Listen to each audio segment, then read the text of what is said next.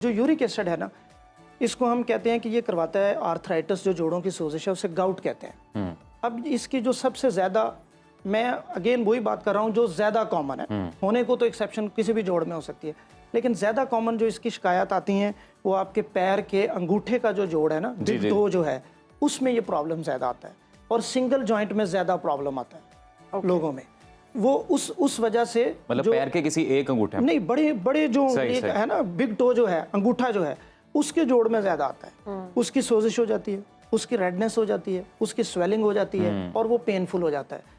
ये acute gout इसे हम कहते हैं कि ये फौरन ही आपका जो सीवियर सिम्टम डेवलप होते हैं वो ये होता है, आपका मैकेनिज्म डिस्टर्ब हो गया, यूरिक एसिड बॉडी से निकल नहीं रहा तो अंदर इकट्ठा हो रहा है, या आपका इनपुट ज़्यादा हो गया। दोनों में से कोई प्रॉब्लम जब होता है तो आपको यूरिक एसिड की शिकायत हो जाती है। तो इस मोटापा भी होता है इससे?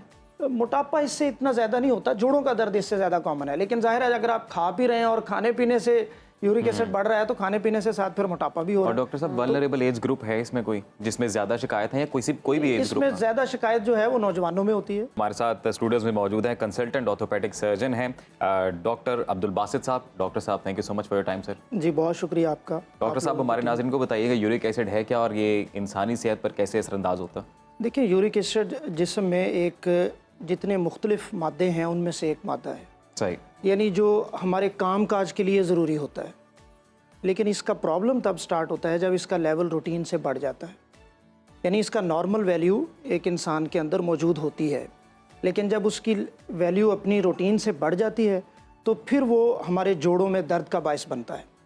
आम तौर पे मर्दों में इसकी वैल्यू और होती है और ख़वातीन में और होती है। सही। मर्दों में इसकी वैल्यू जो है वो हम 6-7 तक ये कंसिडर की जाती है, और ये नॉर्मल है, नॉर्मल तक 5 से 7 ये वैल्यू कंसिडर होती है। वो मुख्तलिफ लैब्स के अपने वैल्यूज़ जो है वो बाजू का डिफरेंस होती हैं।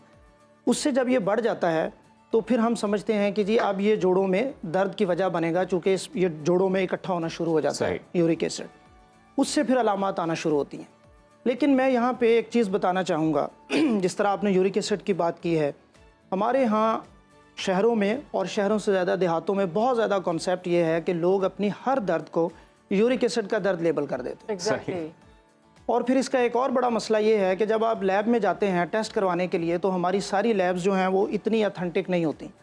वो क्या करते हैं, आपको बॉर्डर लाइन रिजल्ट दे देते हैं। बॉर्डर लाइन रिजल्ट से मुराद ये है कि अगर नॉर्मल 5.5 है या 6.5 है तो वो आपको 6.3 दे देते हैं। सही। अब ना समझ आती है कि यूरिक एसिड है और ना समझ आती है कि यूरिक एसिड नहीं है। और फिर हमारे लोगों का ये माइंड बना हुआ है कि वो इसमें बड़े खुश होते हैं कि अगर उनको ये कह दिया जाए कि जी आपको यूरिक एसिड का मसला है, क्योंकि उनको लगता है खुश। मैं आपको बताता हूँ क्योंकि मैं वही बताने लगा हूँ ना, क्योंकि उनकी दर्द होती है जोड़ में और उसको उनका सोल्यूशन नहीं मिल रहा होता। फिर जब उनको ये कह दिया जाता है कि जी आपको यूरिक एसिड का मसला है, आप इसका इलाज करवाएं, वो यूरिक एसिड की दवाई खाना शुरू कर देते हैं। जबकि मेरी ये प्रैक्टिस है, तकरीबन 50-60% लोग जो यूरिक एसिड की दवाई खाते हैं उनको यूरिक एसिड का प्रॉब्लम नहीं होता। वो गलत डायग्नोज हुए होते हैं। किसी ने, अब जैसे अगर नी जॉइंट पेन है आपको दोनों जोड़ों में, तो ये आर्थराइटिस की एक डिफरेंट फॉर्म है जिसको हम ऑस्टियोआर्थराइटिस कहते हैं। यूरिक एसिड से यूरिक एसिड बढ़ा हुआ है, इससे तुम्हें दर्द हो रही है। हाँ, तो वो चूंकि उससे बेचारे उन्हें लगता है कि ठीक है, डॉक्टर साहब ने या जो भी उन्हें देख रहा है उसने हमें डायग्नोज कर लिया और वो उसकी दवाई देना शुरू कर देता है। सो पहले आपको ये तयन करने की ज़रूरत है कि क्या आप यूरिक एसिड के पेशेंट हैं या नहीं। अच्छा डॉक्टर साहब, एक सवाल मेरा ले लें, वो ये है कि जैसे अक्सर आप रात में सो जाते हैं, जब सुबह उठते हैं तो आप ज़मीन पर पाँव रखते हैं तो आपके पैरों की जो तलियाँ इसको कहते हैं, बहुत तकलीफ होती है, और वो उस पर भी ये कहा जाता है कि आपका यूरिक एसिड जो है ना, ये यूरिक एसिड, देखिए वजह तो हो सकता है, लेकिन मेनली इसकी वजह यूरिक एसिड नहीं है। यह बिल्कुल डिफरेंट सवाल है। मैं आपको बताता हूँ, हमारी जो पैर की तलियां हैं जिन्हें हम प्लांटर सरफेस कहते हैं, वो आपने देखा होगा ऊपर वाली सरफेस से ज़रा हार्ड है, सख्त है नीचे वाला हिस्सा। उसका वो जो प्लांटर सरफेस है उसके हार्ड होने की वजह यह है कि वहाँ कुदरत ने एक थिक फेशिया रखा हुआ है, उसे हम प्लांटर फेशिया कहते हैं। उसकी बाज़ लोगों में सोजिश हो जाती है। अब सोजिश की एक बहुत बड़ी वजह जो है वो हमारे फ्लैट जूते हैं। सही। ख़वातीन के जूते बाज़-औक़ात इस तरह के होते हैं कि वो स्पोर्टिव नहीं है, जो पोस्चर है पाँव का नेचुरल। अब जैसे आप सुनते होंगे कि जी फ्लैट फिट है एक बंदा, उसके जो फ्लैट फिट हैं वो वजह बनते हैं उसकी प्लांटर फेशिया की सोजिश की, क्योंकि जो नॉर्मल पाँव है उसको अगर आप नीचे से देखें तो उसमें इस तरह से आर्च बनी हुई है। वो कुदरत ने एक आर्च बनाई हुई है। और जो हम जूता पहनते हैं जिसमें थोड़ी सी पीछे हील होती है, आगे वो इस तरह नीचे की तरफ होता है, तो वो भी उस आर्च को सपोर्ट करने के लिए होता है। अब हमारे बाज़ लोग जो होते हैं जिनका खड़े रहने का काम ज़्यादा है या चलने फिरने का काम ज़्यादा है या जिनका जूता उनके लिए स्पोर्टिव नहीं है, या जिनके पाँव में कुदरती तौर पे प्रॉब्लम है और वो फ्लैट है उनका पाँव, उनमें फिर वो प्लांटर फिशियाइटिस हो जाता है। तो डॉक्टर साहब ऐसे कौन से सिम्टम्स हैं जो हों तो पता चल मैं जाए वही कि बता, सिम्टम uric तो acid- उन्होंने बता, अच्छा यूरिक एसिड जी, से जी। पहले मैं उनकी बात कर देता हूँ, फिर जी, मैं आपको यूरिक एसिड की बात बताता हूँ। जब आप पाँव नीचे रखेंगे, खासकर सारी रात सोने के बाद, बहुत तकलीफ। और आपको पैर नीचे रखा नहीं जाएगा, तो दिस इज क्लासिकल प्लांटर फिशियाइटिस। तो इसका ये क्या? प्लांटर फिशियाइटिस है। अब इसके ट्रीटमेंट में सबसे पहले तो आपने वजह ढूंढनी है अपनी। ठीक है। अगर आप फ्लैट फिट है तो जाहिर है आपको उसका इलाज करवाना पड़ेगा, लेकिन मैं जनरल से लोगों के लिए बता देता हूँ। एक heel तो आप पहन एक अपना जूता चेंज करें आप। सही है। आपका जूता कंफर्टेबल होना चाहिए, बेहतरीन आपको सपोर्ट करे, वो ना बहुत बड़ा हील का जूता हो ना फ्लैट जूता हो। हमारे गांव देहातों में बड़ा रवाज होता है कि लोग बिल्कुल चप्पल पहनते हैं सादा, और वो ऐसी चप्पल होती है जो बिल्कुल उनके पैर को कंफर्ट तो नहीं वो मत देती, पहने। वो ना पहने। ठीक है। आपका जो शू वेयर मॉडिफिकेशन है वो इसमें बड़ी इंपॉर्टेंट है। सेकंड क्या है कि आप पेन किलर ले सकते हैं। थर्ड क्या है कि आप एक, इसको हम हीट थेरेपी कहते हैं, कि आप एक बोतल में पानी डालें और उसके नीम गर्म पानी हो काबिल बर्दाश्त, और उसके ऊपर अपने पैर को डेली 10 से 15 मिनट उसको थोड़ा सा घुमाएं ताकि आपके पैर को भी सपोर्ट मिल जाए और वो थोड़ी सी हीट थेरेपी हो।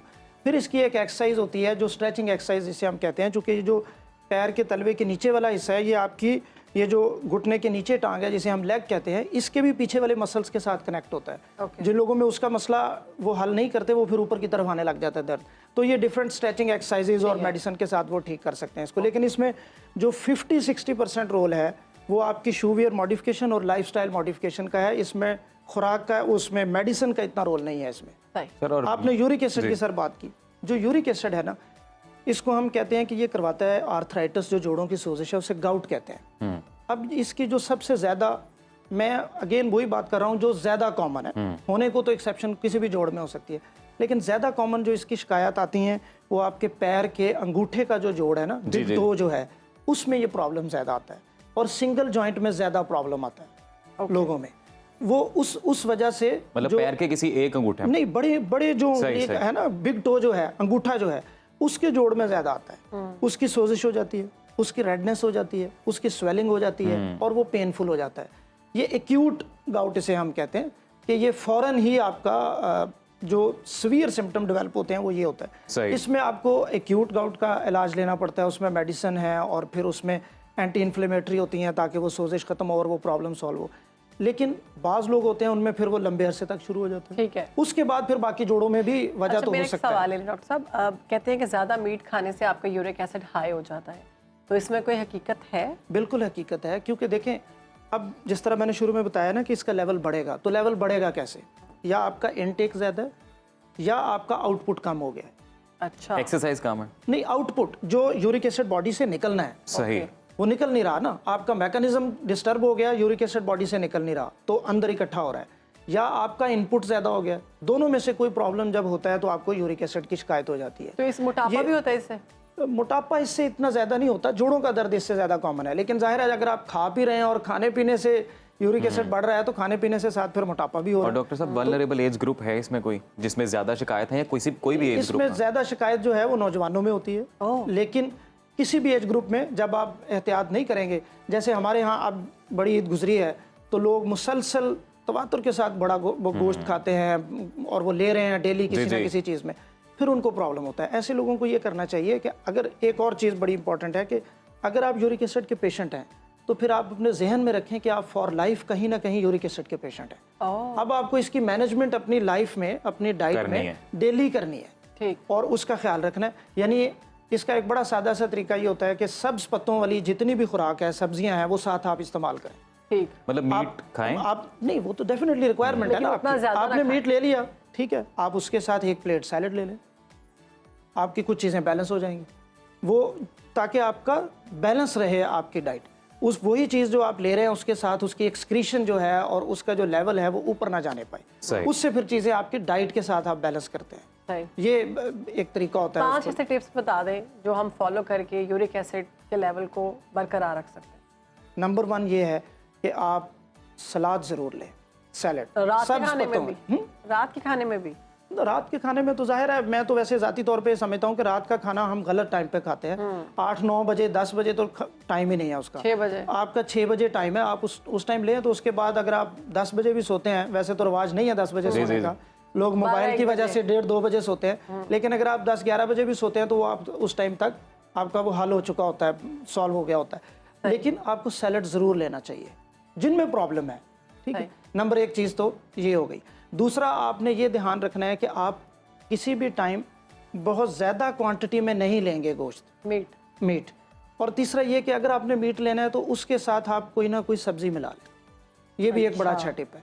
आप कोई भी चीज़ साथ मिला लें, उसके गोभी गोश्त हो गोभी गया, गोश्त बना लें शलजम आप, गोश्त हो गया। आलू उसके पालक के साथ ले सकते हैं, वो फिर बड़ा अच्छा उसका बैलेंस हो जाता है। सही। और चौथा ये है कि अगर आपको ये प्रॉब्लम हो गया तो प्लीज़ इसका इलाज खुद ब खुद करने की बजाय पहले ये तशखीस करवा लें कि आपको ये प्रॉब्लम है, क्योंकि बिल्कुल। लंबे अरसे तक ये कहना बड़ा आसान है, मैं कहूँ जी आप ये कर लें वो कर लें, लेकिन किसी को लेबल कर देना कि आपको यूरिक एसिड का प्रॉब्लम है और फिर उसको फॉर लाइफ इस प्रॉब्लम में डाल देना जहनी के जी अब आप इसकी एहतियात करें। अच्छा, कुछ लोग ये तो गलत है। यूरिन से भी अंदाजा लगा लेते हैं और आगे कहते हैं जी मुझे तो यूरिन इस तरह से आ रहा है और मुझे लगता है मुझे यूरिक एसिड का प्रॉब्लम। देखिए जी, वो तो साइंटिस्ट होते हैं, वो तो हर शोबे में पाए जाते हैं, आपको अदाकारी में मिल जाएंगे, गुलकारी में, तो वो ऐसे लोग तो होते हैं, लेकिन ऐसा होता नहीं है आमतौर पर। खुद से अंदाजा ना लगाएं और खुद से ना। एक्सपर्ट उसका राय अंदाजा लें। लग नहीं सकता और ना। आप ये- इसका सादा देखिए तरीका है, आपके जो लैब टेस्ट है, हाँ। यूरिक एसिड की लैब भी आपने शर्त कहा ये है कि अच्छी लैब से ऑथेंटिक हो, करवाएं, अच्छी लैब से करवाएं, जो लैब famous ऑथेंटिक है। हो ना, जिस पे आपको ट्रस्ट हो, जो रिकमेंडेड है, जो अगर आप जगह जगह लैब से करवाएंगे अपना टेस्ट तो वो ऐसे ही होगा। आप एक लैब से करवाएंगे वो 5.6 दे देगा, दूसरी से करवाएंगे वो, क्योंकि उनको भी ये लगता है। हमारे यहाँ एक बड़ा तासुर ये है कि अगर आप टेस्ट करवाएंगे और वो नॉर्मल आएगा तो लोग कहेंगे जी ये डॉक्टर ने कमीशन लेने के लिए टेस्ट लिख दिया मुझे, सही। ये तो इसने ऐसे टेस्ट लिख दिया मेरा। उनके लिए ये परेशानी है कि हमारा टेस्ट नॉर्मल क्यों आ गया। हाँ, पैसे ज़ाया हो तो गए। वो इससे बड़े खुश होते हैं कि जी हाँ हाँ ठीक है, हम गए थे तो टेस्ट निकल आया, तो इसका मतलब है डॉक्टर ये। साहब, आपने तो दुरुस्त लैब वाले निशानदेही दे की देते हैं कि ये। ऑथेंटिक लैब से टेस्ट करवाएं और उसके बाद अगर डायग्नोज होते हैं तो वो Thank you so much expert आपकी। डॉक्टर की राय लें और उसके बाद इलाज कराएं, खुद से मौलिज ना बने। डॉक्टर अब्दुल बासित साहब, बहुत शुक्रिया आपके वक्त पे सर।